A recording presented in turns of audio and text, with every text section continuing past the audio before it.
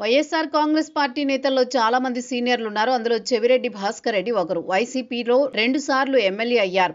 2014లో అప్పటి సిట్టింగ్ మంత్రి గల్లా అరుణకుమారిని ఓడించి జైంట్ కిల్లర్ గా నిలిచారు. 2019లో రెండోసారి గెలిచి మంత్రి పదవి ఆశించారు. కానీ జగన్ చెవిరెడ్డికి తుడా చైర్మన్ గా పదవిచ్చారు.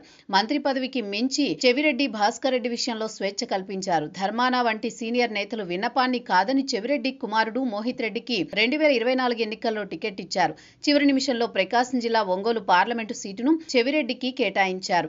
అయితే వైసీపీ గెలుచుంటే చెవిరెడ్డి కుటుంబ హవా మరింత పెరిగేది. కానీ ఓటమెదురు కావడంతో చెవిరెడ్డి కుటుంబానికి ఇబ్బందులు తప్పడం లేదు.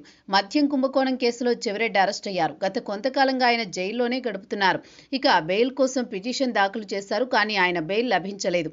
డిసెంబర్ 5 వరకు రిమాండ్ విధిస్తూ కోర్టు ఆదేశాలిచ్చింది. దీంతో చెవిరెడ్డి ఇప్పట్లో విడుదలయ్యే అవకాశం లేదని తెలుస్తోంది. అయితే తనకు అసలు మద్యం కుంభకోణంతో సంబంధమే లేదనే వాదనలు వినిపించారు చెవిరెడ్డి.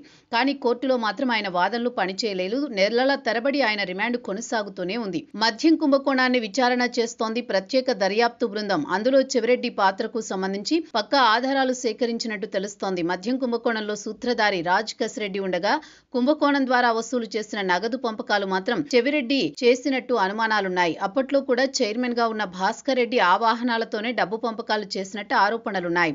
ఆయన ద్వారానే రాష్ట్ర వ్యాప్తంగా వైసీపీ అభ్యర్థులకు నగదు పంపిణీ చేసినట్లు అభియోగాలున్నాయి. పైగా విచారణలో భాగంగా చెవిరెడ్డి అనుచిత ప్రవర్తన సైతం ప్రత్యేక దర్యాప్తు బృందానికి ఇబ్బందిగా మారింది. అందుకే ఆయనపై మోపిన అభియోగాలకు సంబంధించి పక్కా ఆధారాలు సేకరించినట్టు తెలుస్తోంది.